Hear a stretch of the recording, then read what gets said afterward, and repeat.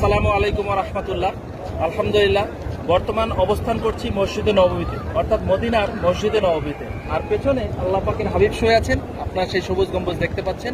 আলহামদুলিল্লাহ, বর্তমান আরাফ হজ এন্ড উমরা সার্ভিসের সাথে রংপুরের রেলওয়ে স্টেশনের বিশিষ্ট ব্যবসায়ী শাকিল ভাই আমাদের সাথে এই সফর করেছেন।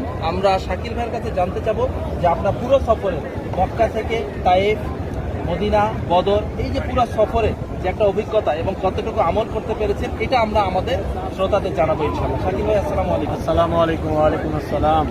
আল্লাহ পাকের অশেষ রহমত, আমি আল্লাহ পাকের দরবারে আসতে পারছি। আর আল্লাহ পাকের আমার খাস রহমত। অনেক মুশকিল, সফর মানেই হলো মুশকিল। ছোটো মোটো কষ্ট দুঃখই নিয়ে হলো সফর। যে সফরের কষ্ট দুঃখ সহ্য করতে পারলো তার সফর কামিয়াব হয়। আর এর কামিয়াবের মাঝখানে হলো আল্লাহ পাক অনেক কষ্ট দুঃখ দিচ্ছেন রাস্তার মধ্যে, আল্লাহ পাক পীর আবার ছাড়ে দিচ্ছেন। এই জন্য আল্লাহ পাকের কাছে